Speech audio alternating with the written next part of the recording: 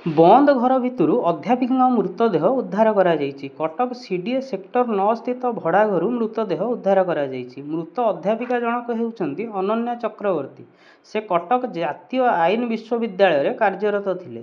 ତାଙ୍କ ଘର ପଶ୍ଚିମବଙ୍ଗରେ ବୋଲି ଜଣାପଡ଼ିଛି। 2 ଦିନ ହେବ ଅନନ୍ୟା କଲେଜ ଯାଇନଥିଲେ। କଲେଜ କର୍ତ୍ତୃପକ୍ଷ ତାଙ୍କୁ ଫୋନ୍ କଲ୍ କରିଥିଲେ। ଅନନ୍ୟାଙ୍କ ଫୋନ୍ ରିଙ୍ଗ୍ ହୋଇଥିଲେ ମଧ୍ୟ ସେ ଉଠାଇ ନଥିଲେ। ଗତକାଲି ମଧ୍ୟ କଲେଜ କର୍ତ୍ତୃପକ୍ଷ ଅଧ୍ୟାପିକାଙ୍କୁ ଫୋନ୍ କରିଥିଲେ, ହେଲେ ଫୋନ୍ ରିଙ୍ଗ୍ ହୋଇ କଟିଯାଇଥିଲେ ମଧ୍ୟ। ଏନେଇ କଲେଜ କର୍ତ୍ତୃପକ୍ଷ ପୋଲିସକୁ ଘଟଣା ସମ୍ପର୍କରେ କହିଥିଲେ। ପୁଲିସ ଓ କଲେଜ କର୍ତ୍ତୃପକ୍ଷ ଭଡ଼ାଘରେ ପହଞ୍ଚି ଅଧ୍ୟାପିକାଙ୍କ ମୃତଦେହ ପଡ଼ିଥିବା ଦେଖିଲେ। ପୋଲିସ ମୃତଦେହକୁ ଉଦ୍ଧାର ବ୍ୟବଚ୍ଛେଦ ପାଇଁ ପଠାଇ ଦେଇଛି।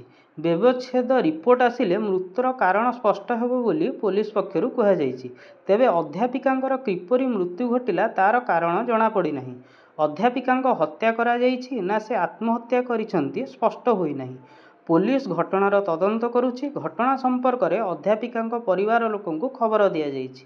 କିଛି ଦିନ ପୂର୍ବରୁ ଅଧ୍ୟାପିକାଙ୍କର ଛାଡ଼ପତ୍ର ହୋଇଥିବାର ସୂଚନା ମିଳିଛି।